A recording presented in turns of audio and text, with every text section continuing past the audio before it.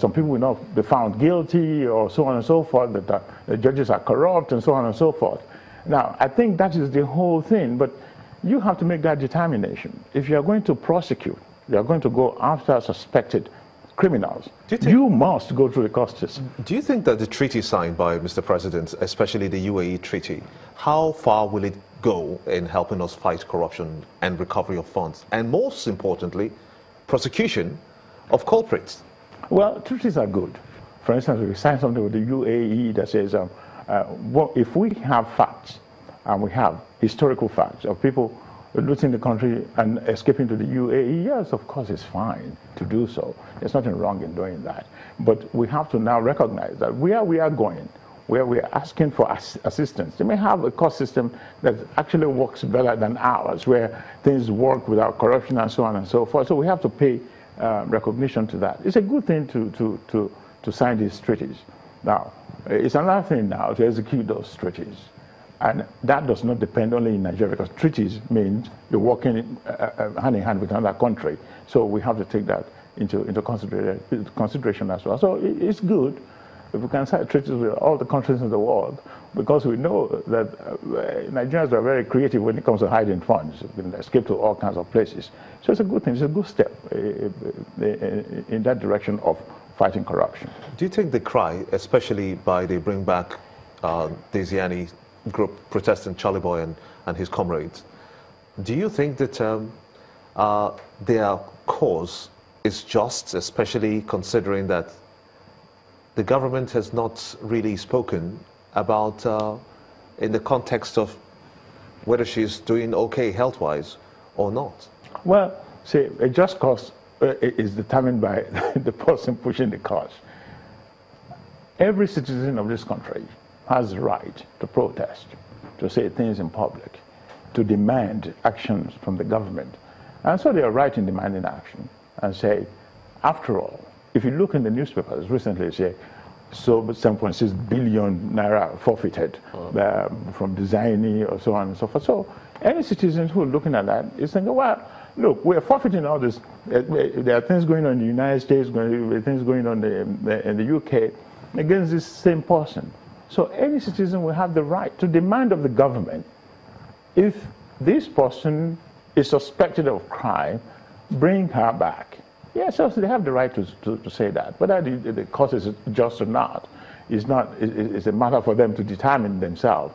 If they think it's right for them to protest and demand of the government to do certain things, so they're right. Then the next question will be that perhaps the perception that people have is that it's okay to now loot the money and the government will eventually recover that money and then you go scot-free, because you've had this particular case and then you have the case of the NNPC GMD also, when we saw some monies up north in some remote village, and that case hasn't even been answered to this time.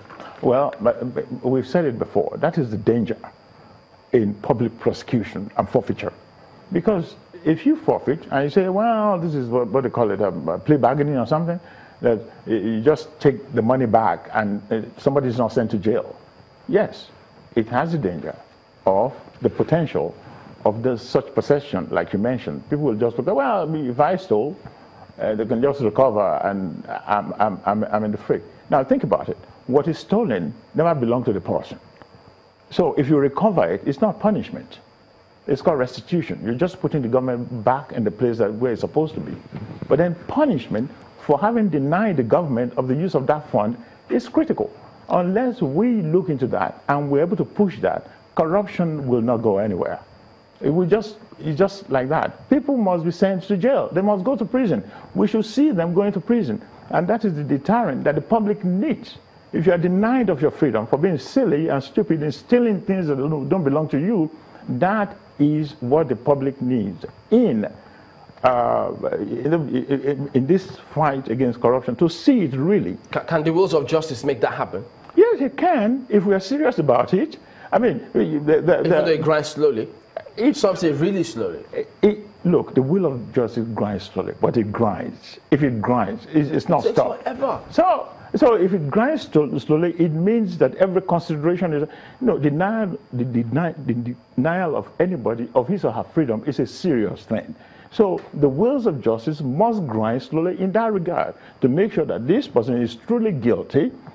All evidence against him or her are competent, and so he or she is determined guilty before being sent to prison. So the wheels of justice grinding slowly is not a consideration in the prosecution. Do you think it's deliberately being grinding slowly, or is it by default that it's a peculiar case for Nigeria? Well, there's so many things we have to consider in that regard. We have our process, which some of our laws are actually archaic. Some of our processes are archaic as well. I mean, we're not using modern technology to prosecute cases enough in my own consideration. I mean, take for instance, if you have to file a case, you have to go to court and stamp all these people. And so, whereas in other countries are doing it online, things are moving fast. Right. So we have to move fast now, but we'll be back to you in just a moment. Don't go away.